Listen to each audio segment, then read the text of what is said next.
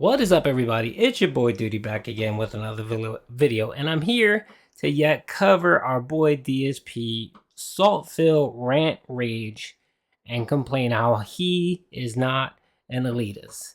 And of course, what I mean by that is he's salty that he can't be in that inner club that allows him access to new games, to early releases, and all the lovely special things that our boy like PewDiePie, Markiplier, Moist Critical, whoever you want to name, good quality content creators. Our boy Phil is just salty as hell that he can't be in that little club. And of course, he doesn't tout it like that. He touts it as, oh, those are elitists, and they're not like us, and it's like it's just his typical bitch rant of how he's salty that he is not part of that little club. And we all know that if Sony sent him an early access code to God of War Ragnarock, he would have dumped Sonic like a turd, and would have jumped on God of War yesterday, and played that shit nonstop for the next week or so. So we all know that's the case, and our boy Phil here has to cope and seethe and just lie. So let's listen to him complain yet again, for why he is not part of that elite club. Good evening, everyone, and welcome to the Daily Wrap for what was Tuesday, the 8th of November, 2022. Great streaming day overall. I really had a good day, kind of the calm before the storm, with tomorrow being God of War Day, but we still had a great time with another new release, which we'll talk about in a moment here. So, what happened today, Tuesday? Well, the Level 1 podcast was kind of interesting. We talked about various different topics, some gaming news and things going on, talked at length about some ongoing hot topics. Nothing too particular. Nothing is really, outright standing out in my mind as a super duper hot topic or anything like that. Besides the fact that so many people coming by and they're like, why are you not playing God of War today? And I was just like, because it's not out. Then why is everyone else playing it? Because they were specially selected. They applied to get the game early. They were specially selected to play it early. I go into detail about why I don't ever want to be part of that group and that community of people who are basically in it to get in it for that day one boost of views and money and all of that. You'll see. Just watch the podcast if you want my full explanation. But I was very excited to be playing Sonic Frontiers today on its actual real street date release day. No one ever said that they rather play Sonic rather than God of War. Our boy Phil is just can't help himself. He's such a goddamn liar. Good lord. And if you guys didn't catch the podcast or catch my clip, I have his full-blown rant about why he's upset he is not part of that elitist club. And I love how he says, he doesn't care. He's not in it for the money. Yeah, Phil. Yeah, everything you do in your life is about money, Phil. And 14 years of being a content creator has clearly proven that fact. So crying emojis for Phil not being able to play God of War yesterday and not being able to make that money. Yeah. Speaking of Sonic Frontiers.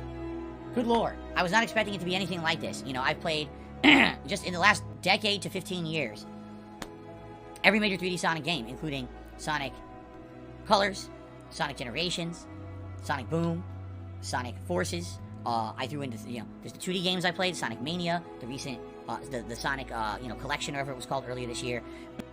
By the way, I like Sonic. I love Sonic. I'm a big Sonic fan. I played a little bit of this Sonic game, and it is terrible. It is not good. It's choppy, and our boy Phil is trying to make lemonade out of lemons here. I expect him to rant and rave once he gets back to playing this game, because it is god awful. That went down memory lane, re-releasing the originals for widescreens and stuff like that. So I played a lot of Sonic for my channels, even Sonic 06. This game is nothing like any of them. Really, this game is something unique and different. It takes the Sonic formula and puts it into a truly open world. Admittedly, the world looks empty, but once you start realizing there's a lot of puzzles and challenges in this world to do, as well as random enemy encounters and mini-bosses and things like that, it ends up becoming the polar opposite. It looks empty, but you end up becoming overwhelmed, because there's a lot of stuff to do in this game. Luckily, once you start hitting these various map checkpoints and unlocking the map to show all the challenges and things in the area, like, whoa, like, there's a ton out here that I didn't even realize was here. And, it's not that bad, but admittedly, I played it for 3 hours today. By the end of the 3 hours, I didn't have a clue what was going on in this game. I don't know what the plot is. I don't know where we are, what we're doing. It's just like, here's a world with a ridiculous amount of shit to do. Do it! Okay, I guess. Sure. I bought the game, I guess I'll play it. But I have no idea why we're doing anything. I mean, I don't think you're supposed to get it yet. It's like a slow piecemeal feeding of what's going on in the plot. I'm not saying there was no plot. I'm saying the plot that was there was not really forthcoming with information about what's actually happening in this environment. There's unique little creatures. They kind of remind me of the Chow Chows from the previous Sonic Adventure games. Why they're in the game, I have no clue. There's vendors. What they are, I don't know. There's enemies. Why they're enemies, what are they, I don't know. There's a mysterious figure that you keep talking to that keeps saying you're an intruder in the land and you need to be purged. Who is it? I don't know.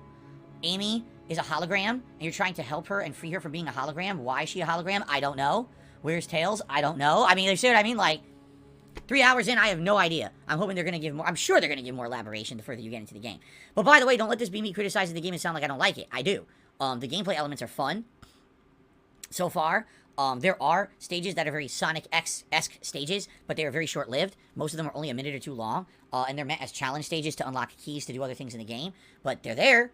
They play like traditional Sonic stuff. Everything else in the game plays like just open-world traversal using Sonic movement mechanics, which is not what you were probably expecting. Already I fought a few unique enemies that were quite interesting and neat, and I was like, whoa, this is like nothing I've ever done in a Sonic game before. But so far, so good. I do have a couple, criticisms. Criticism number one, the graphics are not up to snuff. This game has insane amounts of pop-in, and the graphics just don't look that good. It's not that they're terrible. I am playing at the 60 frames per second mode. There's a 4K mode and a 60 frames mode. When I went to 60 frames mode, it definitely looks much better in the fast motion parts, but I'm wondering if I played in the 4K mode, if it would actually render better. I don't know. The rendering of the pop-in is bad. But definitely it's almost like another Gotham Knights situation, where the game itself is not bad, but they just couldn't get the graphics up to snuff for what you would expect for a current-gen game, and it's disappointing in that regard. Does it ruin the game completely for me? No, it does not, because I'm not a graphics hog, a graphics aficionado. I'm okay with having graphics that aren't insanely top of the line at every possible moment. At the same time, I wanted better graphics, and I'm not really getting them, okay? Gameplay elements, they work. They are a little wonky. They've always been a little wonky in 3D Sonic games. I would say they work pretty well in this one. The traversal, the puzzles, everything is fun for me so far. In the entire 3 hours I played, there was one puzzle today I couldn't figure out. Everything else I figured out pretty easily, so, with a few trial and error things. There was one mini-boss that was quite challenging and took a while to beat, but I got it done. So far, so good. I really don't have any major complaints outside of the graphics. I think it's a good game. But will that change? Will the mini challenges that you have to constantly complete end up being so grindy and boring and repetitive that the game's not fun anymore? I don't know. That hasn't happened yet, but I only played for 3 hours, and it was the first 3 hours of the playthrough. I am getting a little nervous that the game will be 90% mini challenges to get collectibles to do the other main story parts, but that the story parts will be so few and far between that the game won't be that good, in the long run. I don't know. So far, not a bad game. Unique, interesting, fun. If you haven't seen it yet, check out the videos. They're live here on DSP Gaming. I even did a short already. Remember I said yesterday I'm changing the way I do YouTube shorts? I already did my first short of the game that hopefully will bring more attention to the playthrough. Okay? Alright, so that was Sonic Frontiers. Tonight, on the late stream, oh, by the way, I should say this too. For Sonic Frontiers, because we did hit the funding goal for support, I put on the Sonic hat for the first time in years. I haven't worn that Sonic hat in a long-ass time. I did for the Sonic playthrough today. Okay, and actually, I'm going to continue doing that as I play it. If we hit the hat goal while I'm playing Sonic Frontiers, I'll put the Sonic hat on. Okay? Okay, on the late stream tonight, it was Disney Dreamlight Valley. Attendance was lower than usual. Not shocking, considering that at 9 p.m. Pacific time tonight, God of War unlocked. And there was a lot of people who were looking forward to that and had outright said they weren't going to be around tonight because they want to play God of War the moment it comes out. That's perfectly fine. We still had a chill and fun time.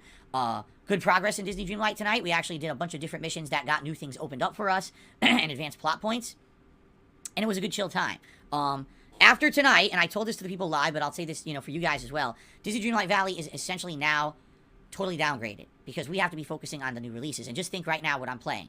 Gotham Knights, Modern Warfare 2 multiplayer, and as of today, Sonic Frontiers. Starting tomorrow, God of War Ragnarock. All that stuff has to take priority before I play Disney Dreamlight Valley. So looking at next week's schedule, which by the way, next week is a shorter schedule of only 5 streaming days, I have to fit in what I can every day. There's going to be one stream of Disney next week, Sunday night. That's it. And then future weeks, if I can fit it in, great. If not, it's just gonna go, you know, by the wayside for now. There's not much you can do about that when there's so many new releases coming out in a short period of time. That has to be my focus, okay?